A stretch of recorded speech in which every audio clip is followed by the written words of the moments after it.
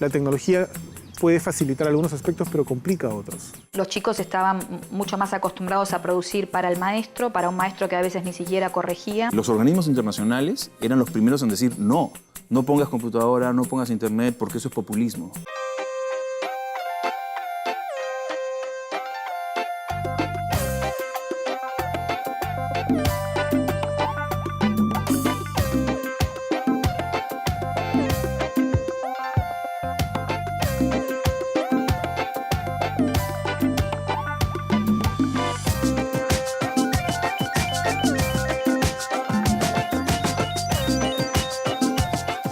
Internet es la última revolución en la historia de la humanidad. En muy poco tiempo cambió radicalmente la forma en que nos relacionamos con otros, con la política, con el arte y con los medios. Conectados, vamos dando forma a un mundo en constante transformación. Así, vivimos en América del Sur la conversión digital. Hemisferio Sur, una región conectada.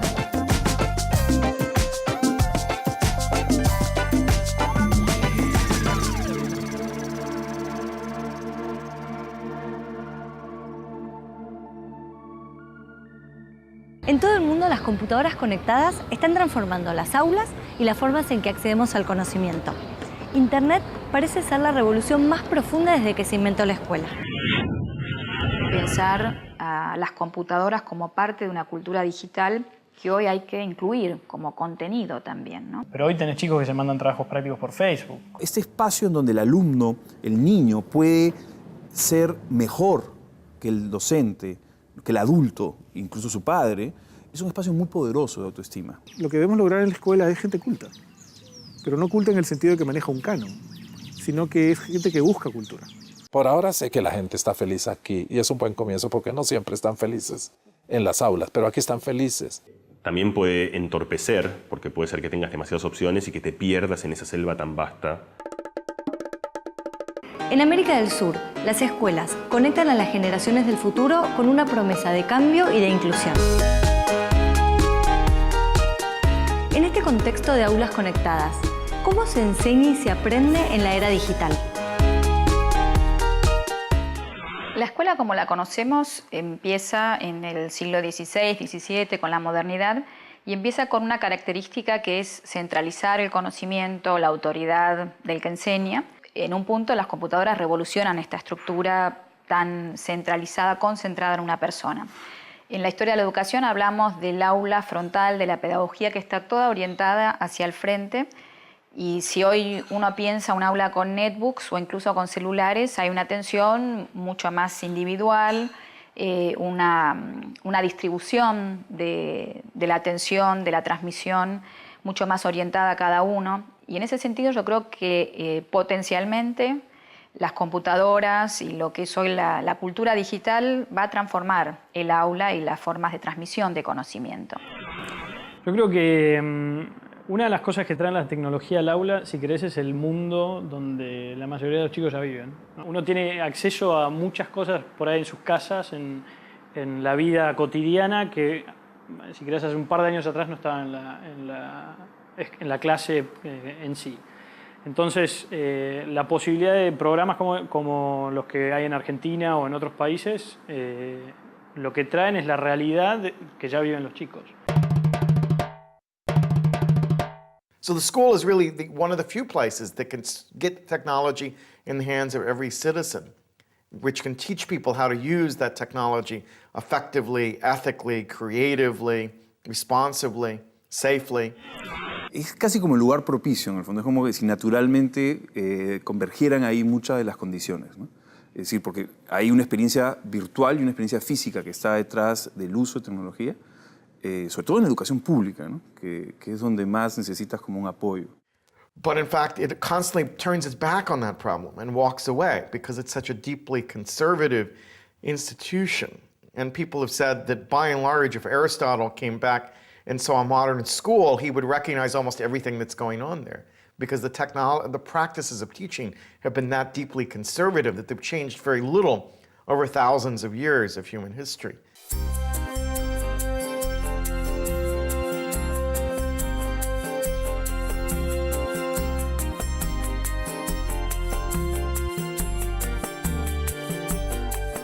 En realidad el cambio yo creo más importante es la inclusión externa, es decir, cómo los estudiantes, cómo los niños, adolescentes, al usar tecnología fuera del aula, fuera del ámbito educacional propiamente tal, están comenzando a cambiar su percepción sobre lo que es la esfera del conocimiento, sobre lo que es la producción de conocimiento, sobre lo que es la utilización del conocimiento y sobre todo la falta de conexión de estos dos ámbitos. Es decir, para los estudiantes la educación es la intervención de la tecnología no es solo en la educación, es en su vida y por lo tanto la educación, que es fundamental.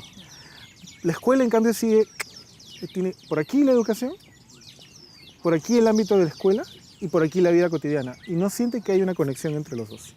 Well, I think schools around the world have been deeply schizophrenic organizations. They wire the classroom and then disconnect the students from the internet. And it's that kind of push-pull that's, I think, a fundamental problem. Conectar las aulas puede cambiar todo o no cambiar nada. Los docentes son una pieza central para convertir la escuela a la cultura digital. Si Internet revolucionó la forma de aprender, ¿cómo cambia la forma de enseñar? Siempre un desafío del docente es ganarse la atención del alumno. Yo veo muy difícil, como proyecto educativo masivo, enseñar a chicos adolescentes que están comunicados en Twitter, en Facebook, en Internet, que pueden bajar videos de YouTube. Puede ser que haya un segmento de la educación que funcione bien así, una parte, y que haya una clase donde todo el mundo se conecta, se abre, vuela.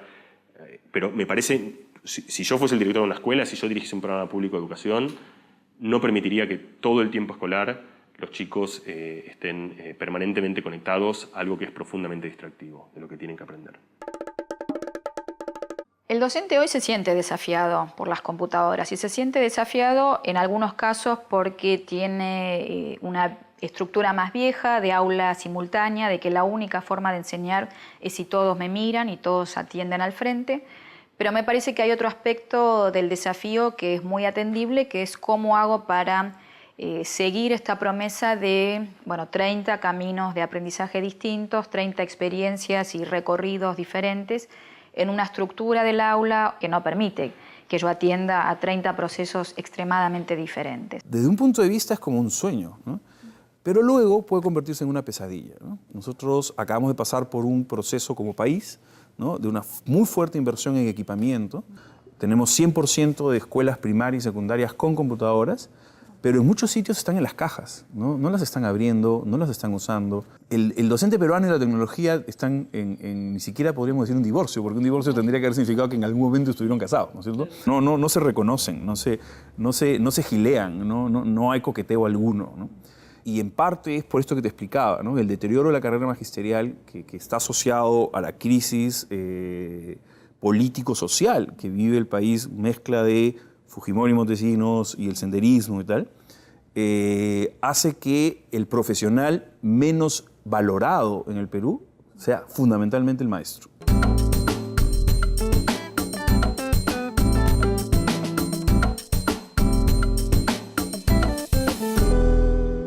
Creo que los docentes tendrían que animarse a explorar, que tendrían que pensar el vínculo de su disciplina, de su campo de formación con la cultura digital, con nuevas formas de producción de saberes.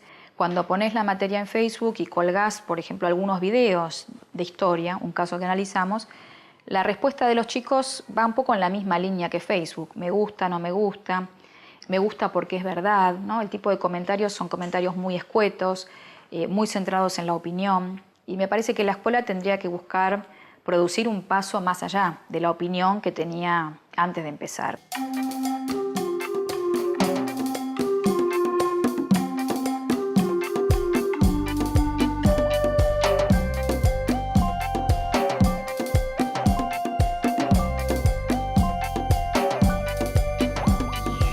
Dos cambios preocupantes son uno que charlamos antes, que es cuando la computadora reemplaza cosas que el chico tendría que hacer. Yo no permitiría que en los primeros años de matemática se utilicen periféricos, pero ya no computadoras, calculadoras. Es decir, creo que el chico tiene que en un momento de su vida calcular, como el chico tiene que en un momento de su vida correr. Y la otra que también la charlamos, y que es muy importante en el ámbito educativo, y eso hace que en un montón de colegios, y yo creo que para bien, se prohíba ciertas interfaces digitales, es la distracción. Si mi mente está en el tweet, en el chat, en las 265.000 millones de cosas que compiten con lo que vos estás diciendo, No hay manera de que lo que vos digas cuaje. Entonces vos defendés un tipo de educación más lineal o más asimétrica propia de la escuela del siglo XVIII. Dicho así suena feo. Mira, yo trabajo bastante en educación y en cambiar la educación. Es decir, cómo justamente las nuevas tecnologías, cómo justamente lo que sabemos sobre la psicología del aprendizaje, sobre la psicología de la enseñanza, sobre la psicología de una especie de pedagogía experimental, nutrida en lo que sabemos del cerebro, en lo que sabemos de la psicología. Y yo creo que la educación hay que cambiarla. No creo que la educación tenga que ser la del siglo XVIII, pero creo que obviar lo que la educación necesita cierto esfuerzo es un riesgo muy grave en la pedagogía. Como toda transformación profunda, Internet trae nuevos mitos y nuevos miedos a la educación. Que los chicos leen menos, que ya no se concentran, que hay docentes del siglo XIX para una institución del siglo XXI, que en Internet está todo y que la escuela y la universidad quedan chicas. Toda transformación es imposible sin estas contradicciones. Pero ¿qué educación es necesaria para el mundo de hoy?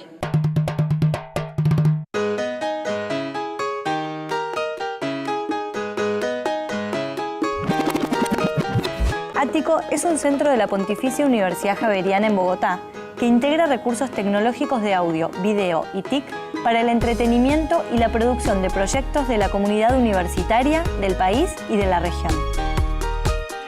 El problema es, por ejemplo, para nosotros aquí en una universidad es cómo la enciclopedia de la que provienen los jóvenes se encuentra con la enciclopedia a veces soberbia de la universidad. Cómo se ponen en conversación el mundo de Cuevana o el mundo de la música internacional con el saber formal de la universidad. Aquí están pasando cosas en el sentido de vincular el conocimiento al hacer, en el sentido de recuperar la información que viene desde sus casas y ponerlas en conversación con las tecnologías, en tener un efecto de aprendizaje inmersivo, es decir, casi de navegación.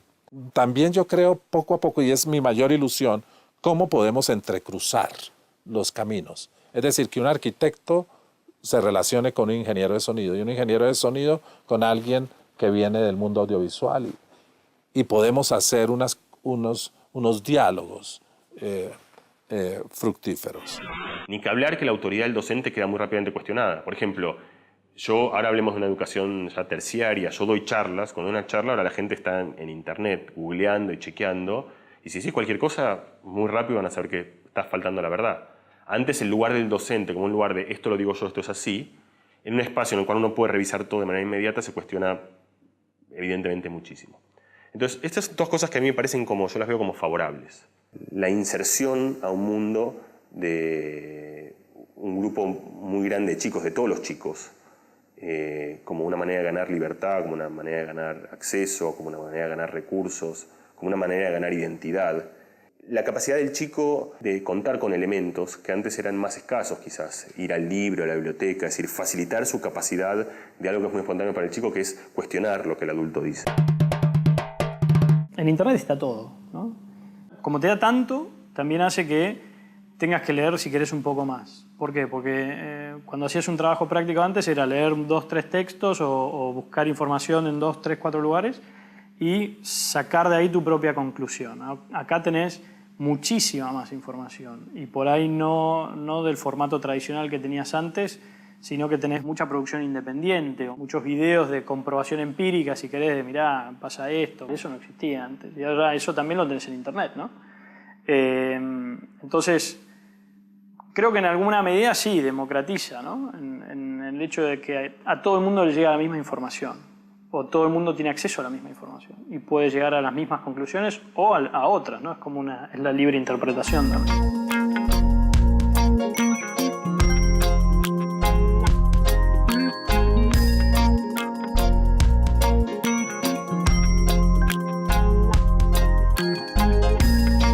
Los chicos no tienen acceso a ese universo de conocimiento si no es mediado por otros mediadores, por ejemplo, Google. Si vos vas a un buscador y buscas, ejemplo que lo hemos visto, verduras, Bueno, te aparecen ciertas respuestas, y no cualquier respuesta, te aparecen respuestas que están organizadas por el criterio de ese buscador.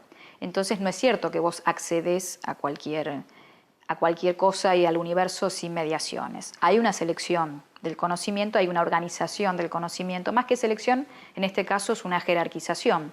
Me aparece en un orden, primero, segundo, tercero, y en general me quedo con los primeros por una cuestión de economía de tiempo. Entonces el rol docente yo creo que toma un punto muy importante en saber elegir esas cosas y aprovechar todo lo que esto trae. El chico tiene que investigar y el chico tiene que aprender sobre un tema en particular, pero vos necesitas que de ese aprendizaje también tenga un concepto, y ese concepto, por ahí todo lo que hay en Internet te lo tergiversa en algún punto.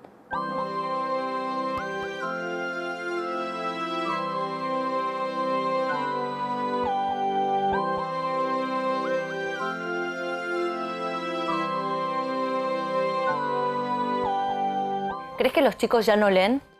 No, obviamente que leen más, en realidad leen distinto. Pero la verdad es que ellos viven en un ecosistema de lecturas y escrituras. Eso pasa en Facebook, pasa en los mensajes de texto, que hasta generan incluso propias gramáticas de síntesis y de condensación. Pasa en Twitter y pasa mucho en Tumblr, que es un ecosistema donde funciona mucho adolescente. Son preguntas, ¿no? Un usuario anónimo te hace, por ejemplo, vi la otra vez, 160 preguntas a una chica de 16 años, que las contesta todas, ¿no? Y la verdad que el nivel de respuestas era súper agudo, súper chispeante, y si uno se pone a pensar, tiene 16 años, pero bueno, vive leyendo textos.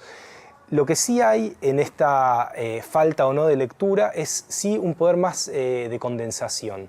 Quizás ya no están tan habituados a leer 200 páginas, pero sí la verdad que hay un trabajo donde si se escriben 2 líneas son fuertes como un haiku, para opinar, cómo funciona en Twitter, o para responder un posteo. Es decir, hay un sistema de condensación que hace otro tipo de lector, ¿no?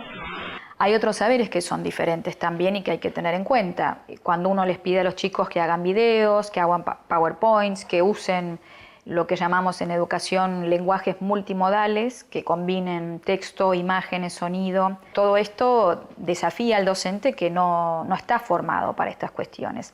Y además me parece que el mayor desafío es cómo combino eso con mi disciplina y con lo que yo quiero enseñar.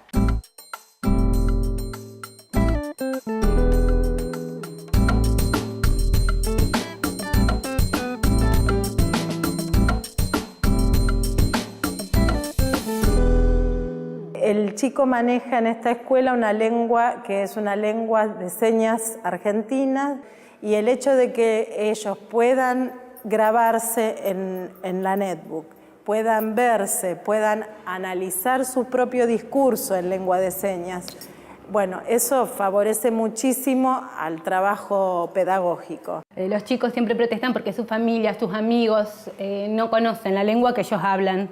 Entonces lo que hacemos es filmar una serie de videos y todos los chicos lo van a tener en la compu. Al estar subtitulado, los padres pueden aprender la lengua que manejan los chicos.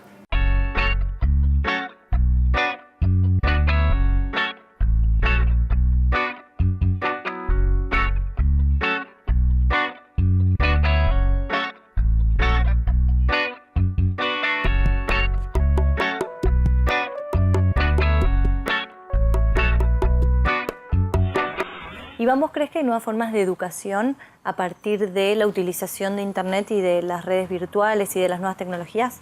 Una de las cosas que me parece que trae la era digital muy importante a la educación es la incorporación del videojuego como material educativo. Hay mucha gente que ya está trabajando en tratar de que la escuela lo incorpore como, casi te diría, uno de sus pilares de la escuela del futuro. Además, la industria del videojuego ya está incorporando lectura, está incorporando cine. De hecho, hay juegos donde, por ejemplo, uno va por una especie de ciudad medieval, mata bichos, porque básicamente ese es el core de los juegos ahora, pero además puede entrar en una casa y abrir una biblioteca y quedarse leyendo, porque para ese juego fueron preparados libros para que si alguien dobla en una esquina de las 200.000 que hay y entra en esa biblioteca pueda leer 28 libros que estuvieron escritos solamente para si alguien pasa por ahí. En América del Sur, casi todos los países invierten para transformar a las escuelas conectándolas. Las computadoras en las aulas ya alcanzan a millones de alumnos de escuelas primarias y secundarias y también a docentes. ¿Y qué opinas vos de este argumento que cuestiona, ¿no?, la tecnología en la escuela o la política pública que brinda computadoras y dice en algunas escuelas falta luz o mejor que les den de comer en vez de darles computadoras, frente a esta política activa que tienen acá en Perú? Yo creo que efectivamente es una visión como que medio utilitaria de la escuela, ¿no es cierto? O economicista, si quieres. Entonces, claro, es un análisis costo-beneficio, ¿no? ¿Cuánto me cuesta llevar las computadoras y el beneficio y el retorno social, cómo va a ser medido? Y desde ahí hay muchísimas interrogantes posibles, ¿no? Creo que hay como dos niveles distintos. Hay una posición, ¿no?, que es el Internet y las computadoras en las escuelas es como el agua y la luz, ¿sí? Y tienen que estar en todas, ¿no? Independientemente de cualquier análisis de retorno, ¿sí? Es por un tema de equidad, ¿no? Y el Estado tiene la obligación de igualar las oportunidades entre los espacios rurales y urbanos y entre lo público y lo privado.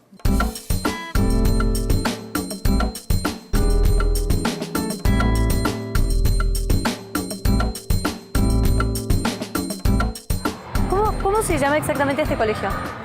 Este colegio se llama Institución Educativa Aures.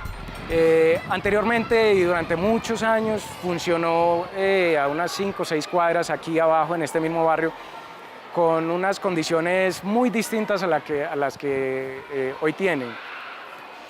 Eran los mismos estudiantes, pero casi que en la tercera parte o cuarta parte de lo que es este colegio hoy, o sea que había un hacinamiento absoluto. Desde hace un año, cuando se inauguró la institución, el colegio no solo generó posibilidades académicas para los estudiantes, sino una integración de todo el entorno barrial alrededor de la institución, porque aquí no solo se viene a estudiar, aquí se viene a divertirse también y se viene a jugar.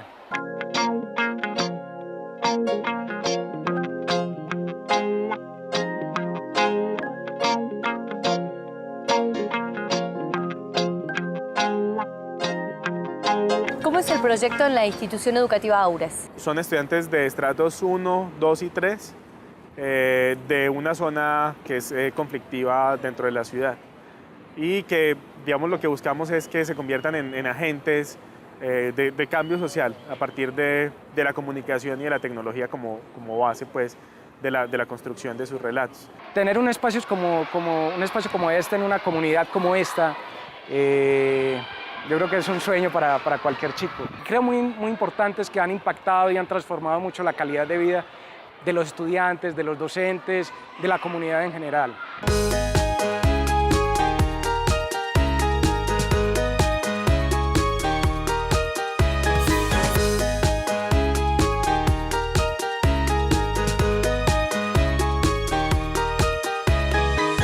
Las nuevas tecnologías prometen relaciones más horizontales, maestros que aprenden de los alumnos, construcción colectiva de conocimiento y trabajo en red. ¿Será muy distinta la escuela del mañana? En la integración de nuevas tecnologías en la educación hay un reto fundamental, y es que nosotros comprendamos que el asunto no es un asunto solamente de dotación tecnológica, que ese es un aspecto fundamental y es la base, pero la transformación tiene que ver con el uso, la aplicación de otras metodologías y otros modelos de trabajo. En ese sentido, para nosotros es una apuesta fundamental en todos los proyectos, trabajar a partir del juego como base fundamental de cualquier proceso de aprendizaje, los retos como motivante y como detonante de aprendizajes autónomos y el trabajo colaborativo y la creación colectiva. Entonces, si querés el cambio al margen de mejorar la educación, ya es una cuestión que nos lo va a dar el tiempo, pero cambiar las fuentes de información sobre todo y tener un acceso más inmediato a todo ese conocimiento. ¿Vos crees que el docente con la tiza y el pizarrón enfrente de un aula de chicos mirándolo va a desaparecer? Creo que no va a desaparecer, pero creo que la potencia del contagio de estas experiencias de aprendizaje paulatinamente y de manera subrepticia va a ir transformando esos modelos. En la medida en que estas experiencias se convierten en experiencias más ricas, generan más retos y en lo personal te permiten crecer a vos como docente, pero además le permiten a los estudiantes, dicho por ellos mismos, crecer como sujetos.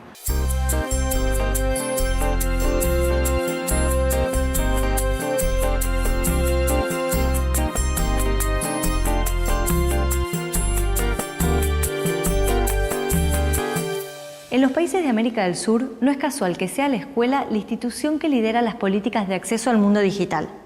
Si en el siglo XIX formó a los ciudadanos de las nuevas naciones, hoy los forma para que sean ciudadanos globales. Pese a todos los pronósticos que la acusan de vieja, la escuela sigue siendo el lugar donde se enseña y se aprende a vivir juntos.